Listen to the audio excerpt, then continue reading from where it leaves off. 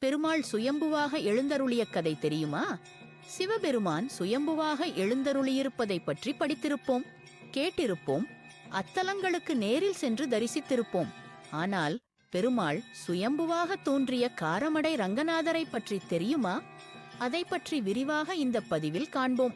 ஒருமுறை கருடாழ்வாருக்கு திருமால் மகாலட்சுமியின் திருமணக் கோலத்தை பார்க்க வேண்டும் என்ற ஆசை வந்தது. அவருடைய ஆசையை நிறைவேற்றுவதற்காக காரமடையில் பெருமாள் தனது திருமணக் கோலத்தை காட்டியருளினார். கருடாழ்வாருக்கு காட்சி தந்த பெருமாள் காரமடையிலேயே சுயம்பு மூர்த்தியாக எழுந்தருளினார். முற்காலத்தில் காரைமடை பகுதியில் அதிகமான காரை செடிகள் இருக்கும். அதனால் இப்பகுதிக்கு காரைவனம் என்ற பெயர் வந்தது. அதுவே நாளடைவில் மருவி காரைமடை என்றானது. தொட்டியன் ஒருவன் தன் மாடுகளை மேய்ச்சலுக்காக இப்பகுதிக்கு கூட்டிக் கொண்டு வருவதை வழக்கமாக வைத்திருந்தான். மாலை மாடுகளோடு வீடு திரும்பும்போது ஒரு மாட்டினுடைய மடியில் மட்டும் பால் இல்லாததை பார்க்கிறான். இது தினம்தோறும் நடந்து கொண்டே இருக்கிறது. ஒரு நாள் அவன் மாட்டின் பின் சென்று பார்க்கிறான். அப்போது அந்த காராம் பசு ஒரு புதருக்கு கீழ் நின்று தன்னிச்சையாக பால் பொழிய ஆரம்பிக்கிறது.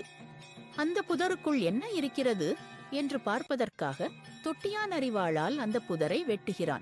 அப்போது புதருக்குள் இருந்து ரத்தம் பீரிட்டு வருகிறது. அதை பார்த்த தொட்டியான் அந்த இடத்திலேயே மயக்கம் போட்டு விழுகிறான். இரவு நேரமாகியும் தொட்டியான் ஊருக்கு வரவில்லை என்று ஊர் மக்கள் தொட்டியானை தேடி வருகிறார்கள். அப்போது தொட்டியான் மயக்கம் போட்டு விழுந்திருக்கிறான். பக்கத்திலேயே புதரிலிருந்து ரத்தம் வந்து கொண்டிருப்பதை காண்கிறார்கள். அப்போது அந்த கூட்டத்தில் இருந்த ஒருவருக்கு அருள் வந்து, பெருமாள் சுயம்பு மூர்த்தியாக இங்கு அருள் பாலிக்கிறார் என்று சொல்கிறார். அந்த இடத்தை மக்கள் சுத்தம் செய்து பார்க்கிறார்கள். அங்கே அரங்கநாதர் சதுர வடிவமாக சுயம்பு மூர்த்தியாக காட்சி தந்தார். மக்கள் மகிழ்ச்சியில் ஆடிப்பாடுகிறார்கள். அந்த இடத்திலேயே பெருமாளுக்கு கோவில் கட்டி வழிபடுகிறார்கள். இக்கோவில் கோயம்புத்தூர் மாவட்டத்தில் காரமடை என்னும் ஊரில் அமைந்துள்ளது. இத்தகைய சிறப்பு வாய்ந்த கோவிலுக்கு சென்று பெருமாளின் அருளை பெறுவதை நன்மையைத் தரும்.